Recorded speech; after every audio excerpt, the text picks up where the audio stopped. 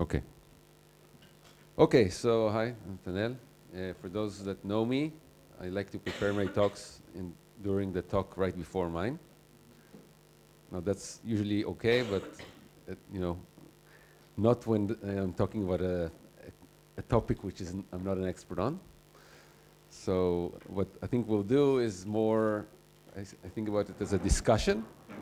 So I'll bring up some, I think, topics about variation quantum algorithms. And if you have interesting things that you know about them or you want to add, please feel free. So we'll make this interactive. Okay, so if you're wondering about the picture, this is what ChatGPT gave me when I told him I'm in a conference in Engedi about quantum computing. Okay. So this is kind of a figure from that review, which is actually nice. It's a bit old, but it's actually a nice review about variation quantum algorithms. And kind of to set the stage, what we're trying to do is we're trying to optimize some cost function, C, over a range of parameters, theta. And this cost function is given by an expectation value of an observable in a state prepared using a quantum circuit which is parameterized, meaning in this quantum circuits there are gates which are, we have parameters. For example, it's a rotation by some angle or 2-qubit rotation by some angle. So there could be many of these parameters. And our goal is basically to find the best parameters in the circuit that optimize the cost function. So, the user, the programmer basically supplies, what's the cost function. He also supplies basically the ansatz, the parameterization of this u of theta. Okay, how is it given? How does the quantum circuit look like in terms of, which gates have parameters and what these parameters correspond to. So there's some specific, usually specific ansatz that are using. So these are a circuit with parameters. And we then apply a loop in which we evaluate the cost function for a given set of parameters. We also compute, usually we also compute the gradients with respect to these parameters.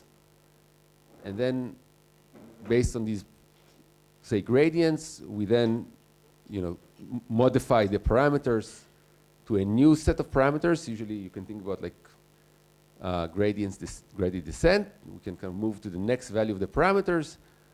And we continue doing this until we either converge or maybe arrive at some local minimum of the cost function. Where does rho come from? Rho is, again, some choice that you have to make. So, you can think about rho maybe as a standard state. It is an all-zero state, and then push all the parameters into the quantum circuit. That's maybe a way to think about this. And again, the output at the end is the minimum of this cost function, which is supposed to tell us something about the problem we're trying to solve. So, if we want to think about which cost functions, what properties of the cost function we want first of all the cost function to be, I think, faithful. We want the minimum of this cost function to correspond to the solution we're looking for. It could be, I'll talk about applications in a second, but it could be an optimization problem or, finding the ground state of a Hamiltonian or other problems. Another property that we want from C is that it would be easy to, or we can efficiently estimate it on a quantum computer. Now that's actually not so obvious. You think, okay, what's the problem? We have to compute some expectation values, but there could be a lot of them. So it could be the case, and I'll say something about this towards the end, that we would need to measure a polynomially large number of expectation values, which would make it not practical. So this cost function has to have a property that there is a practical way to measure it in a practical time scale. Also, we want it to be more than just faithful, to be kind of operationally meaningful, meaning that, you know, a lower function of this cost function corresponds to a better approximation for the problem that we're trying to solve.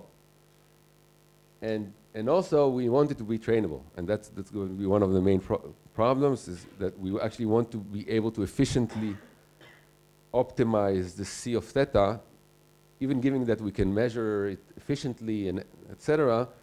It should be a function that, you know, a landscape, optimization landscape that's easy to find a minimum.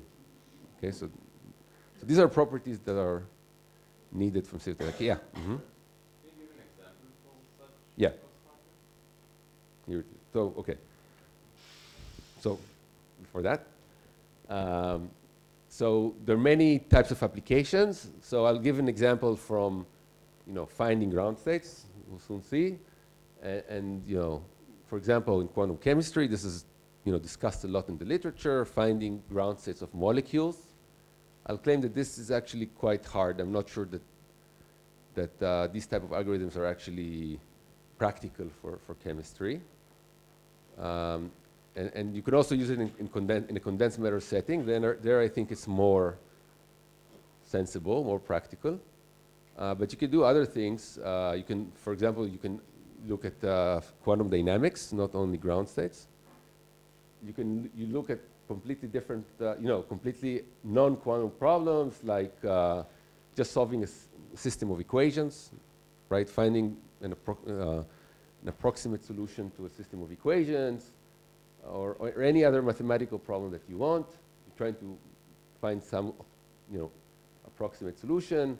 You know, there could be problems, for example, for finding error correcting codes, finding compilations. For example, in quantum metrology, you could try to, for example, find states that have good sensitivity to all kinds of fields, so they're good for quantum sensing. So there are many, many possible applications that you can kind of think of in which you can define a cost function in this way. Okay, so let's give an example that we physicists like. So the problem we're describing here is finding a ground state of a Hamiltonian. Okay, and we're just describing this cost function, which is just the expectation value of the Hamiltonian in the state that's prepared by the circuit. Right now, we are guaranteed just by variation principle that the expectation value of this Hamiltonian in any state is always larger than the ground state energy. So, you know, our only job is to find the minimal expectation value of the Hamiltonian, and the lower the expectation value is, the closer we are to the ground state. Now this is, you know, this resonates a lot with physicists because, you know, I think, you know, a big chunk of what physicists do is actually based on variational principles. You know, all the most basic approximations that physicists use are based on the variational principles, and then maybe extensions beyond that. So this is somehow that physicists, a way of thinking about physical problems that is very kind of standard in physics. We can also use another cost function to, for example, estimate once we found the ground state or an approximation to the ground state, we could define a cost function that would optimize parameters for an excited state. For example, if we you know, add to the Hamiltonian a projector on the ground state, we could, you know, we now have a new cost function. That cost function, depending on this parameter A, would basically arrive at the minimum for the first excited state, for example. And this could be also efficiently computed on a quantum computer just by, you know, evaluating the overlap between psi, the ground state, and the state prepared by the circuit. Okay. And there are many other ways to define cost functions for excited states. This is just the most simple-minded way to do it. Okay, so questions? Does that answer your question? Okay.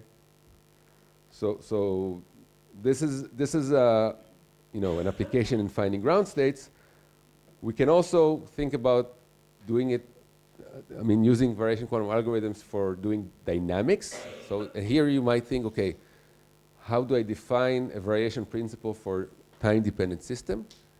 And there is actually a way to do it. There is a time-dependent variation principle. It just tells you that you're trying to find in your manifold of states that is parameterized by theta, you're trying to find the state that's closest to, to solving the Schrodinger equation, okay? Or closest to actually the true solution, okay? So you're basically thinking about this cost function over an interval of time, okay? And you're trying to minimize that. Now, if you're trying to minimize that, you can basically write a differential equation for theta, right? For basically theta dot. That would give you a solution, that minimizes this cost function. And this is just a linear equation for theta dot with the matrix A and the vector C are giving as overlaps of these derivatives of the wave function, basically. Okay? Yeah.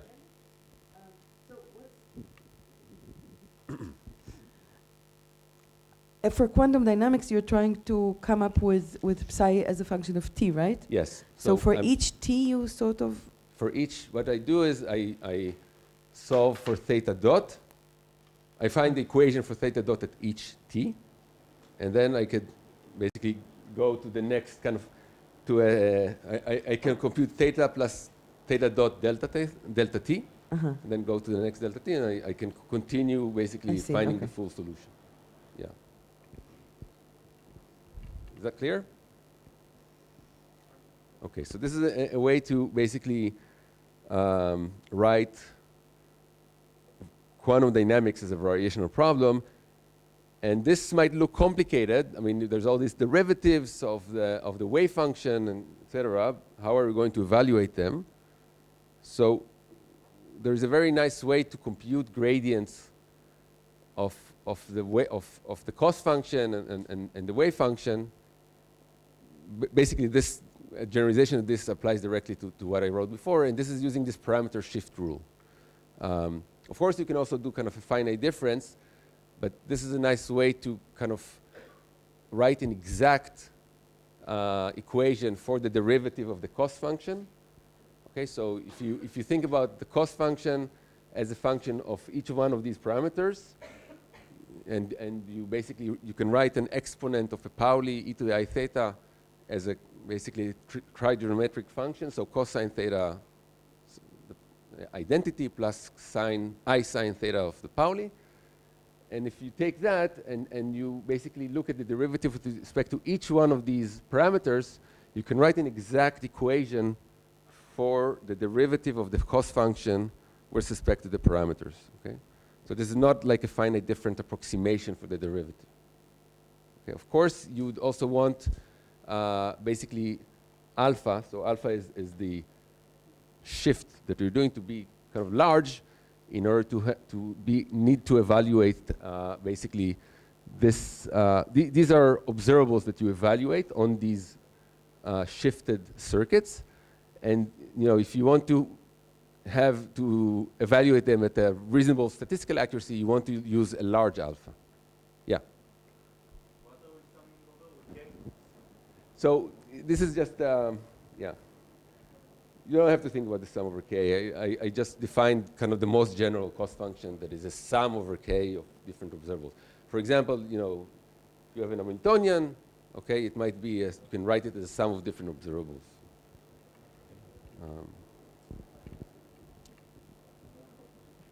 Okay.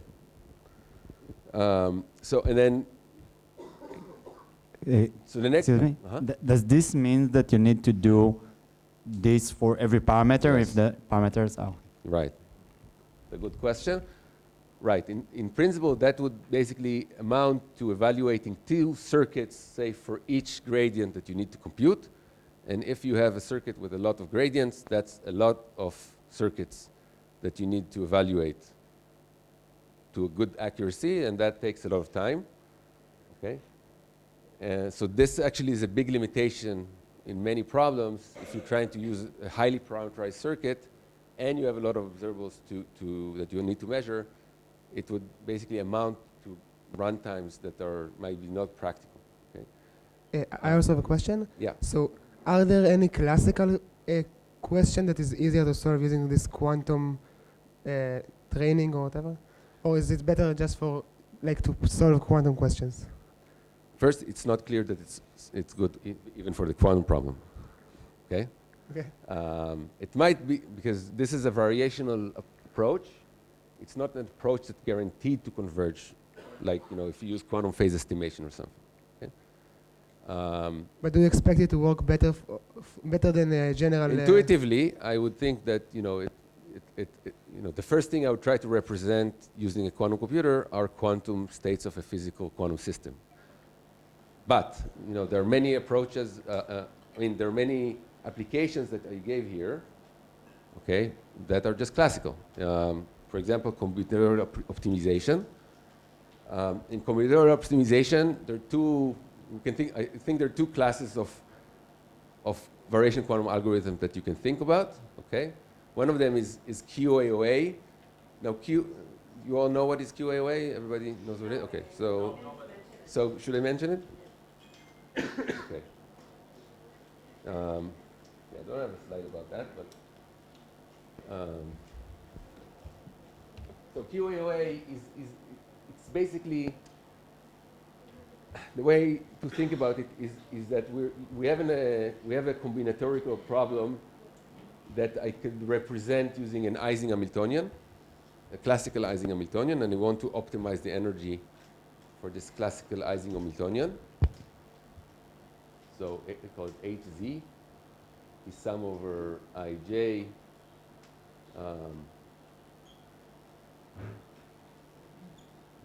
Okay, where these j's could be plus minus ones, for example. I want to find the optimal solution for this type of, the classical ground set for this Hamiltonian. Now, Dorit talked about the adiabatic quantum algorithm, where I start with a state that is the ground state of a different Hamiltonian, okay, which is, let's write it as sum over xi. This is a very kind of easy Hamiltonian to solve, right? The ground state of this Hamiltonian is all of the qubits in the state plus. This is the ground state of this Hamiltonian. So I would start in the adiabatic quantum algorithm, I would start from this Hamiltonian with this ground state. I can prepare it very easily. And then I would slowly interpolate between this Hamiltonian and this Hamiltonian. This is in the adiabatic setting, right? So I would slowly, I would define an H of S, right, which is, you know, 1 minus S HX plus S HZ. Okay, and I would slowly change S, trying to remain, start from the ground state, trying to remain in the ground state with, you know, I have to go polynomially slow usually if this is an interesting problem. And usually even that is not enough. So I'll go slow, and then at the end, when S is equal to 1, I'll be in the ground state of HZ or close to the ground state of HZ. This is the adiabatic quantum algorithm. Okay, so then the next maybe step is to think, okay, I could also, you know, one way to implement this is just to trotterize this, right? So I could write e to the I, basically I have HS, so I want to basically write, you know, 1 minus S HX delta T, or maybe, yeah, S of T, right? Or, yeah, let's use T instead of S here. So, okay, so I want to trotterize this, right?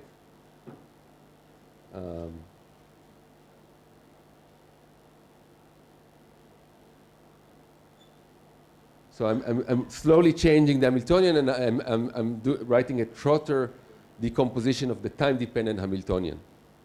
Okay, so I have alternating layers of e to the I hx and e to the I hz. Okay, which are basically which correspond to actually a time evolution of using this time-dependent Hamiltonian. Okay.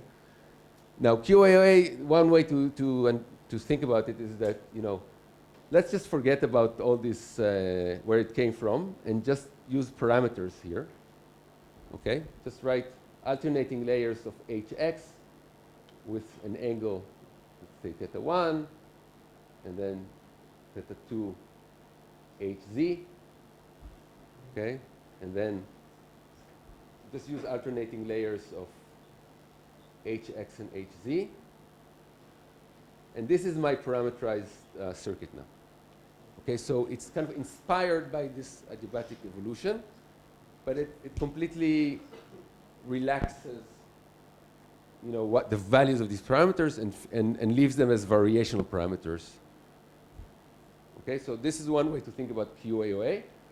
And if you if you optimize the parameters, okay, you want to be in the end in a state which is close to the ground state of this classical Hamiltonian.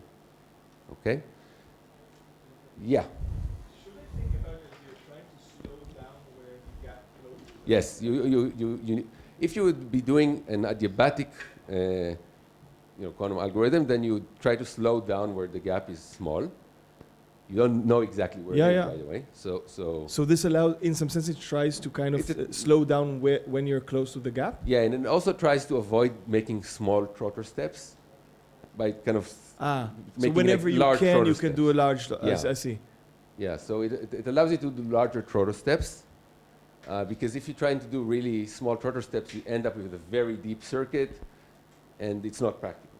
So we're trying to do something more practical. So the name of the game here, the reason, maybe we should have said it in the beginning, the reason why variational quantum algorithms are very appealing and a lot of people work on them is that they can give you a way, for example, here to use a relatively shallow circuit with the hope that it does something as good as a deep circuit, for example, with, right? If I could do a very deep circuit, I would run this adiabatic quantum algorithm, but if I could only do a shallow one, I would try to use this QAOA ansatz, use these variational parameters, have a finite number of layers, and try to optimize the parameters as far as I can.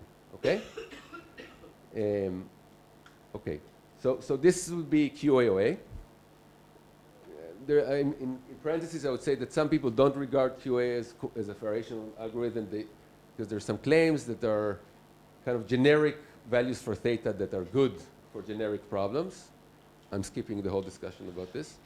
Okay, so let's think about this as a variational algorithm. This is one way to solve combinatorial optimization problems using a variational circuit. So I don't remember who asked it. Okay. So if I'm on the topic, there is a different way to do it, which I think is interesting, but questionable. Okay, and it's called Pauli correlation encoding. I'll say something about that. And again, you know, we basically want to optimize some. We can think about some Kubo problem or some Ising problem.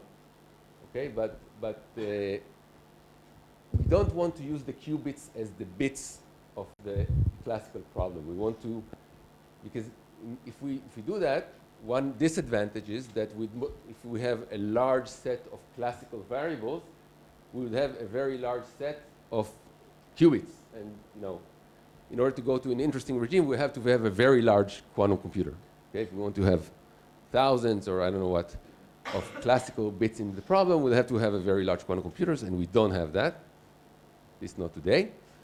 So there is a way to kind of compress classical problems into less qubits, and it goes by this Pauli correlation encoding. And it's really something very simple statement. It says I'll use the variable classical sigma are represented by an expectation value of some string of Paulis. Okay? So say ZI1, let's say use 3, ZI2, ZI3. Okay, so each classical variable in my classical problem is mapped into, say, two or three, a string of 2 or 3 Paulis. Okay, this is a choice, how many? Okay, and the way we determine the value of the classical bits is by just saying, we can say, what is the sign of this expectation value? Okay, so we can have now we represent a large number of classical bits just by selecting, say, all 3, the set of all length 3 strings of these. Okay, so this would basically allow us to represent, using n qubits, represent n cubed classical variables.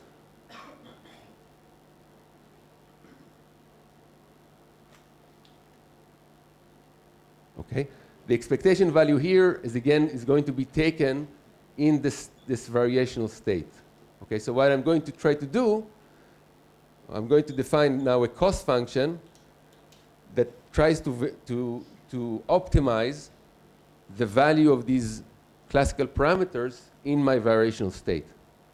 Okay, so a cost function could be, for example, C of theta could be, if we call each one of these sigmas, so it could be, or we call these if we call these observables pi alpha, this is just this mapping. You can use something like, some soft way to write the sine function. Okay, so this would be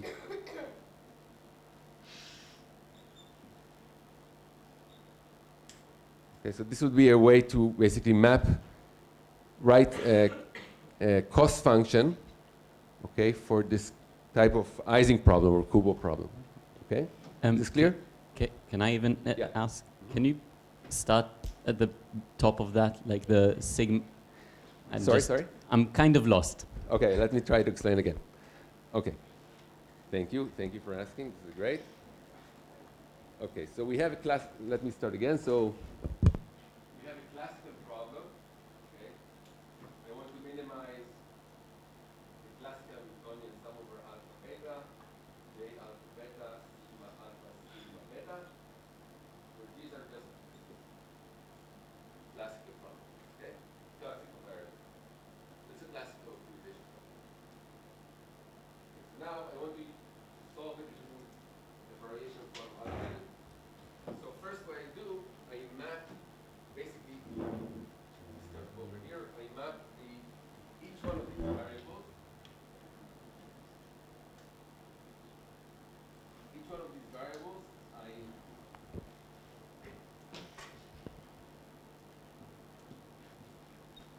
I map it to a string, an operator, say of 3 Paulis. Could be any 3 Paulis. Let's use these so they all commute. Okay. So for example, I don't know, sigma 1 would be z1, z2, z3. Sigma 2 could be z2, z3, z4, etc. Okay. These indices are the indices of the qubits. Okay. So this mapping maps basically using n qubits. Okay, if we have n qubits, we have n cubed variables like this. We can define n cubed classical variables, right? Because we have n cubed triads. These are qubit indices. Okay, so if we have n qubits, we have n cubed of these triads. Okay, Because it's choosing three indices from we have n choose 3. Okay. Yes. Yeah, we have n choose 3 basically. Yeah. So about n cubed. Okay, is this clear? Okay. So we first do this mapping. Okay. Now, how do we assign the value of the classical? Now we're trying to optimize a state. We have this state psi of theta. Okay, that we prepare with a quantum circuit, variational quantum circuit. Okay. And how do we determine the classical variables based on this state? Okay, we say that we measure the values of these operators. These are operators. We measure their value in the quantum state psi of theta.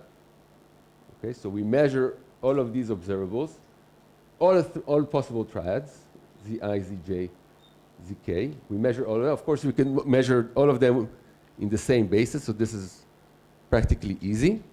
So we measure all of these, okay? And then we say that the value we assign in the classical problem, the value we assign to the variable sigma alpha, the classical variable sigma alpha, is just whether this is plus or minus. I mean, this is positive or negative. This is it. Okay? So sign of this. This is the definition of the variation quantum algorithm. This is a mapping. I can define this mapping. You can argue whether it's good or bad. But I would measure these set of expectation values, and then I would basically define my classical variables in this way, and I could check what is the energy, right? What is the energy of this classical Hamiltonian now, right? Now, when you're optimizing the parameters theta, your goal is to basically minimize this cost function. I'm trying to solve this problem on a quantum computer, right? Using a variational circuit, okay? And I want to try to so I first have to map my classical variables to some operators, right? Now, I map it to this set of operators because this gives me this kind of enhanced or, dense encoding of the problem, because I can, using n qubits, I can encode n choose 3 variables. Okay, so this is a very, using, for example, a quantum computer with 100 qubits, which is, something we have today, we can already do, 10 to the 6 classical parameters, which is already something interesting.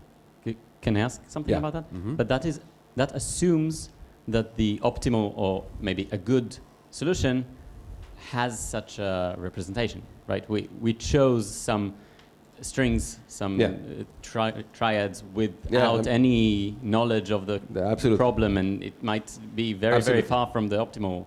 Yeah. So there are a lot of optimizations you can do here by selecting the mapping itself. Basically, it's more selecting the quantum circuit, because it doesn't matter which ones you choose, but selecting the quantum circuit. I mean, this is arbitrary, up to permutations, but then you have to say what is the quantum circuit that you want to run. But even without the circuit, even if it give you informationally theoretical, it's not clear that there exists a state. Right. So even without considering even more than that, circuit, you can even say something stronger. There might be some, classical Boltzmann machine that produces expectation values that are competitive with the quantum circuit. So it's not clear that this is giving any advantage over, classical algorithm that uses a Boltzmann machine. So I'm not going to defend this. I'm just going to say that this is another, I think, pretty popular way to look at classical combinatorial optimization problems using variational quantum algorithms. So popular in the sense that people actually did that, got results, and the results were known to be not far from optimal, or I don't know. Yeah, so there are works that show that this is kind of a competitive method, but with these statements you have to be a little bit careful. The question is what exactly was compared against, etc. So I'm just giving you a possible way to map a combinatorial optimization problem, into a variation quantum circuit. Yeah. Yeah, maybe just to clarify the state of art, it's really like many people are happy that they're just doing this without really checking whether it's a quantum advantage or not, even just playing on a quantum computer and being able to run it. And I think it's like שטח פרוץ. Yeah, I think. How do you say that? שטח פרוץ? Yes. Hardly any, no man's land, hardly anything rigorous. I think not much is known about this. For QAOA, there are some problems for which I think there are more rigorous statements, but for this, I think there are no rigorous statements that are made yet. Okay, thank you. Okay, so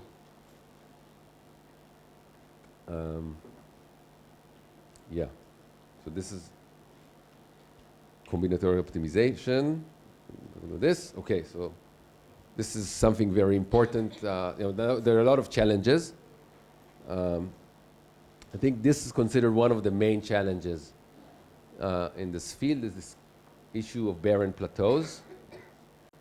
Okay, so what barren plateaus means that, in many cases, okay, as you increase the number of qubits in your variational quantum algorithms, you have a situation where the gradients in large domain and parameter space become exponentially small, exponential with the number of qubits. Okay? And more than that, what happens is usually there is a minimum to the problem, but the landscape becomes very, very flat except for that minimum. So this is for some problem, I think it's some classical problem, classical optimization problem on using a variational quantum circuit.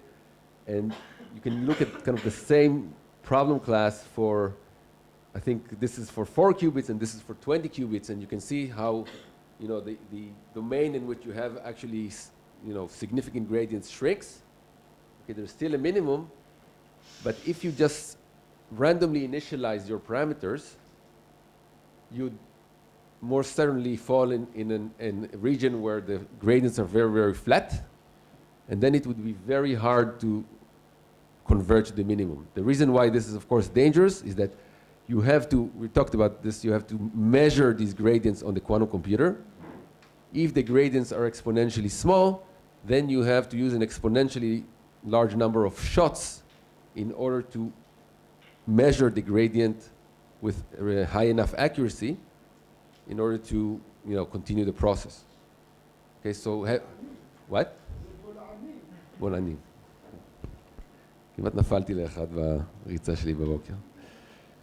אולי זה היה עדיף בשבילכם, אבל... Okay, sorry. So, yeah, so this is... So here, this is again a problem where, these barren plateaus are numerically, shown, really in kind of exponential decrease of these gradients. Now, it's a question, when do we actually have barren plateaus? It was shown, both numerically and even, I think, proven, that if you basically use unstructured circuit, which is deep, which is, I think, at least linear in the size of the problem, and unstructured, meaning that it's basically kind of a random ansatz, random choices of gates, parameterized gates, and you use random initialization, then you're guaranteed to have this type of barren plateaus. This is basically because these type of circuits, I think, look like some two design, and then for a large number of qubits, they kind of approach a two design, and then the first gradients, the gradients vanish exponentially. Okay, but So this problem is quantum. So suppose you try to optimize some neural network or something. So then there you don't expect barren plateaus. that's a good Totally question. different field, Yeah. but I'm just I curious. don't know if there are what is known about say Boltzmann machines or something. If you use some random kind of network and you start with random variables and try to optimize. Yeah. Two designs are, basically a set of unitaries that approximate Haar measure up to second moments. That's what the two design is. Yeah. So maybe just to add to that, Yes. these barren plateaus are induced by the number of qubits, but as you say, also by deep circuits, unstructured circuits, and also by noise. Yeah, so I'll and get that. regarding the question of the classical case, so there they don't initialize it random. So they have Right. smarter ways to Right. initialize their parameters, and this is how it is avoided. So this really, that's very good. Thank you. And this exactly brings me to maybe ways to avoid barren plateaus. So as Adi said, one way is to not choose a random parameterization. Okay, try to choose some more, or either a correlated initialization. There are many ways to think about this. One way, for example, that's very popular now, is to use a very crappy classical simulation, low accuracy classical simulation to simulate the quantum circuit, obtain some minimum in terms of the parameters using this simulation, and use this as an initial state. That's an example. Okay, so it gives you a non-random initial point for your initial set of parameters. That's the main point. There are all kinds of other tricks for just using, for example, you can start optimizing layer, but just take your circuit, you can parse it into layers, and then start from a circuit that has only the first layer, optimize that, then fix the first layer, optimize the second layer, etc., and then you reach a situation where you have a non-random initial set of parameters. And there are many other ways to try to use a non-random parameter initialization. Yes? I have a question about barren plateau. You showed that there is a local minima. Yeah. And then there is a barren plateau, but in most cases, I think that the problems will have several local There could be minimas. several, yeah. There could And be several. then there is possible that the barren plateaus is between the local minimas. Then you could add, but the point is that the area of the regions with small gradient becomes large as you increase the system size. Thank you. Yeah. Can I add another thing? So it seems, and there are evidence that in cases where there is no barren plateaus, the problem can be efficiently simulatable. So it makes the things even harder. Yeah. So the question whether we can find the problem with quantum advantage with no barren plateaus. Yeah. Exactly. And another way to try to avoid a barren plateau is not to choose a kind of a unstructured ansatz, to use a physically, say, inspired ansatz or some ansatz that has a structure based on the problem. For example, if you're using, if you're doing a quantum chemistry problem, there are ansatz that are based on basically on physical understanding of what would be what would be a good approximation for the ground state, and then what would the set of states that you'd need to use. This is called unitary coupled cluster. I can explain what it is, but it basically gives you an ansatz that knows about the physics of the problem you're trying to solve, and then it's not random. Okay, and then there's at least a belief that this type of ansatz, if you're using, your chances of hitting barren plateaus would be smaller. I don't think there's any rigorous proof that physically inspired ansatz avoids barren plateaus. Again, no man's land, I think, but I think in molecular problems, the issue of barren plateaus, I think, is less ubiquitous than in unstructured problems when you use unstructured ansatz. Okay. There's also some papers talking about using either dynamic circuits. Dynamic circuits are circuits when I apply a measurement and then apply a feedback loop based on that measurement, or kind of use that to simulate dissipative dynamics. And there are papers discussing that this could be a way to avoid barren plateaus. This is one example, but there are others. So I don't have much more to say about this, but this is another possible way to kind of avoid the barren plateaus problems. And other challenges that's worth mentioning, I discussed, yeah. Mm-hmm. So, okay, so for an unstructured problem, we expect a barren plateau. But do you think that there is any hope for saying something rigorous about, for some structure, I don't know what, that these barren plateaus will turn into, I don't know, some kind of some structure. That the structure of the problem can imply a structure on the landscape. I think this is really what we're looking for, right? Yeah. So I think there's some even results that talk about shallow shallow circuits, shallow non-random ansatz, and there's a difference between if you use if you're evaluating a global observable or a local observable. And I think in the case where the ansatz is shallow enough and you're looking at local observables, then there is some kind of more rigorous claims that you can avoid barren plateaus. But these are for shallow circuits, I think even for finite depth circuits. Yeah. Mm-hmm. Okay, but finite depth, but number of qubits could be large. This is for the ansatz, Yeah. But for a problem. Yeah. It's possible, yeah, that there is, for a structure problem like physically inspired ansatz, that there could be a way to show that there is no barren plateau, but I don't think it's known how to do that. Yeah. But I think it's an excellent problem to work on.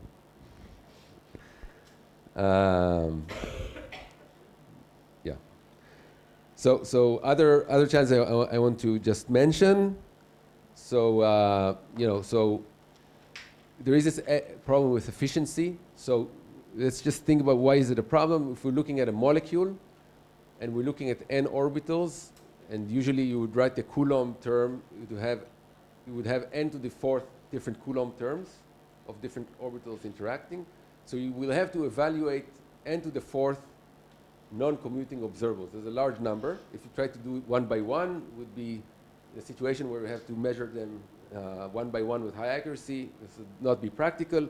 Of course, you could try to have schemes where you try to find an optimal basis for measuring a set, kind of a complex observable with many, many terms. Okay, so there are ways to try to find an optimal selection of measurement bases in order to minimize the number of measurements you need to do in order to measure, let's say, the Hamiltonian with some statistical accuracy. You could try to just optimize the basis. You can try to use classical shadows. I don't know if you discussed classical shadows before. But classical shadows, okay, I don't want to downgrade it, but it's just saying, okay, I don't know what to do. Let me measure a random basis and see what happens. It's a little bit more than that, but it's just selecting a choice of random basis and basically making one shot per random basis and collecting many, many, many of these. Okay, so these are classical shadows. Another interesting, yeah, it's a little bit more than that. Just to be fair, I mean, it's to Preskill and to, who else was in their paper? Wang. Huh? Wang. Robert Wang. Just to be fair, it's a very clever idea of basically saying if we want to study a quantum state, a quantum system, we can actually sort of bookkeep so you pick some random measurements, Pauli measurements, and you measure with respect to that. And if you put it on the side, you do that, you bookkeep it for many, many Pauli measurements, but just basically polynomially many. Then you can deduce from these results any local observable later that you want. And for experts, basically you need to shatter every local observable, every local set of qubits by all possible matrices, Paulis. And therefore you collect by only polynomially many measurements the information that you need for any small number of qubits. So this would be the best thing to do if you don't know what you're going to measure in advance. If you do know what you're going to measure in advance, then there's always ways to do it non-random, but doing it in the random way is very close to optimal in some sense. So these classical shadows are very, very efficient, even if you know in advance what operator you're trying to measure. So, right? So this is, I think, another thing that I saw people discuss is trying to do something called neural network tomography, is taking some amount of data and then training a neural network to basically give you the statistics of the measurement you've already taken. And now using this neural network, you can try to estimate expectation values to even higher accuracy than the number of measurements. So it's a way to bootstrap high accuracy from a given set of measurements. Now, so there are a lot of efficiency issues. This is why I think for molecular problems, variational quantum circuits might be very, very challenging, again, because you need to measure a large number of variable. You have basically an operator, the Hamiltonian, which is composed of a sum of a very large number of operators which are non-commuting.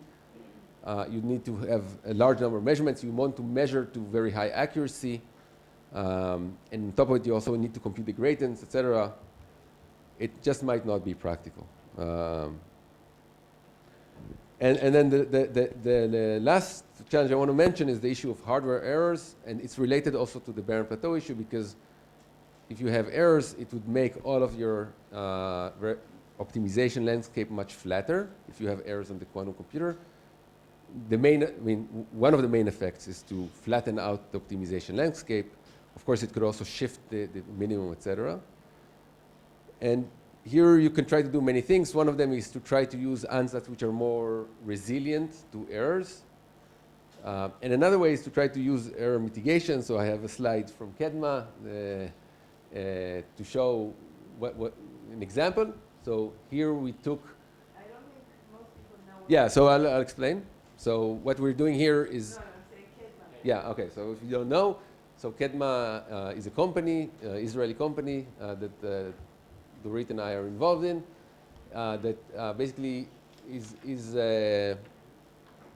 developing a software for doing error mitigation. What is error mitigation? Error mitigation is a class of methods that you use in order to collect data from a quantum computer, a noisy quantum computer, but using classical post-processing, you can try to regain the correct value of the observables, okay, on an error-free quantum computer. There's a price to pay. You don't do error correction. When you do error here, there's a price to pay. You have to collect a larger amount of statistics, collect a much larger amount, in fact, an exponentially larger amount of statistics in the volume of the circuit. But it allows you to actually regain the correct values of the parameters. So for example, I don't know if this was sufficiently clear, but here what we did is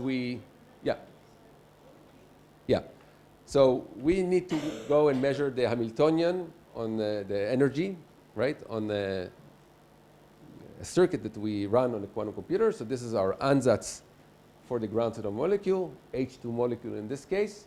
We want to measure the expectation value of the Hamiltonian, the energy for this circuit. And the computer, unfortunately, has errors. They immediately affect all of the results, even if your quantum computer is very, very good. Take the best quantum computer that you can find. After on the order of 100 gates, you get a very large error. Okay? So for example, you can see here, this is the H2, this is a ansatz which is already optimized. We optimized it on a classical computer. So we know this is the optimal set of parameters. It's a sufficiently easy molecule that we can optimize the set of parameters on a classical computer, a small molecule. And the dashed line here represents the best energy we can get with this variational circuit for the H2 molecule. This is the dashed line. Okay. Now I go and I measure this on a quantum computer. Okay. But the quantum computer is noisy. It has errors. So what you would get from the quantum computer, so these are just repetitions of the same experiment. We actually repeat it on the same quantum computer. We just multiply the experiment in parallel. We parallelize a few instances of exactly the same circuit. You see that you get these red bars. So they're actually very, very far away from the correct value of the state. And this is just measuring the energy of the Hamiltonian of H2O on this parameterized circuit on the computer, on the quantum computer. So you get a very large error. Okay. And this, of course, would be a problem. First, it would be a problem in two senses. One of them, this would probably have a very bad impact on the optimization itself as we try to optimize the parameters, compute the gradients. If you have all of these errors, it will probably lead us to a wrong solution, not to the global minimum. And in the end, even if we try to optimize it, we also get the wrong results. So what do? We get a large error in the energy. We obtain the wrong value of the energy here. Okay?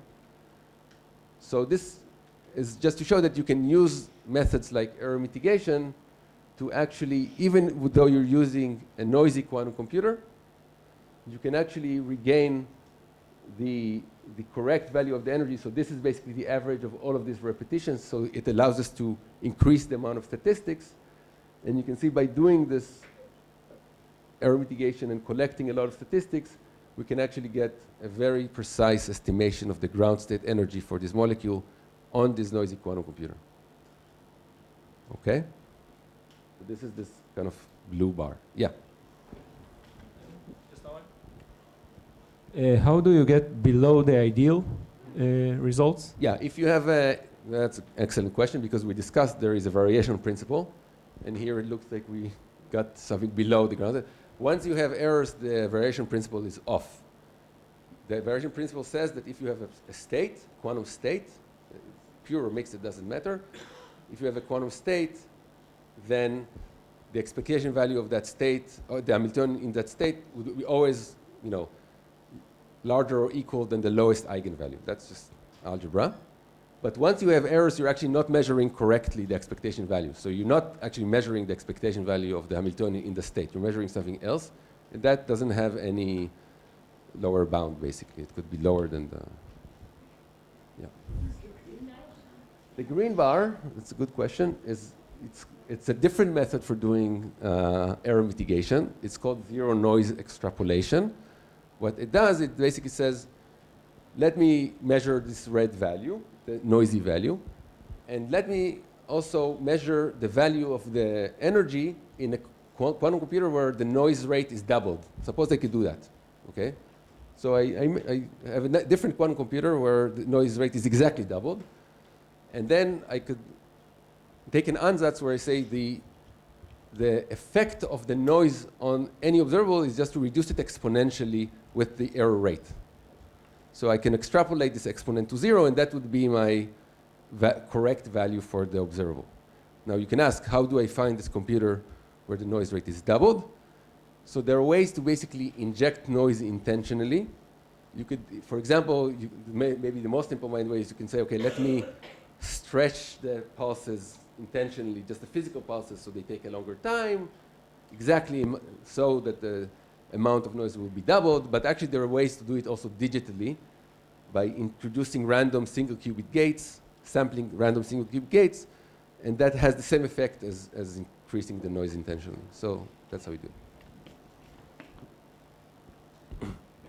What is the lowest fidelity in this quantum channel, and how did you characterize this quantum channel? I mean, what is the type of the noises? Right. So that's a very, very good question. So what we actually do is we take each of the quantum algorithm itself, you can parse it into layers. Okay, in each layer there are several gates applied in parallel, and there are a finite number of layers. And to apply this method, I mean, actually both methods here, you need to characterize the noise channel corresponding to each layer separately. Okay? You need to do a full characterization of how the noise channel of the layer looks like. Okay? That so far so good? Now you could say, okay, that's impossible, because if I do tomography, right? If I do I try to do tomography and find what is the quantum map corresponding to this channel, I have to find exponentially large number of parameters, and it will take infinite time. But in the case where the error channel is a Pauli channel, there's a great simplification. For a Pauli channel, first there's much less parameters, and also you can efficiently basically predict give predictions for what would, for example, what would be the result of applying this layer with this error channel, which is a Pauli channel. So at the end of the day, there is a great simplification that you can get when the error channel is a Pauli channel. Now you could also say, but this is not what happens in a quantum computer, and that's correct. Pauli channels is not what physical channels look like, but you can make any Or you can make any quantum channel look like a Pauli channel by doing something called randomized compiling. I don't know if you discussed that. No. Randomized compiling is basically inserting intentionally random single qubit gates in a way which doesn't change the circuit, and it transforms any error channel into a Pauli channel. Okay? So in the end of the day, you get these layers. You can describe them as the perfect layer followed by a Pauli channel, and there are ways to efficiently characterize these Pauli channels. And this is what we do in order to obtain these plots. Yeah. So I think I'm done. Questions?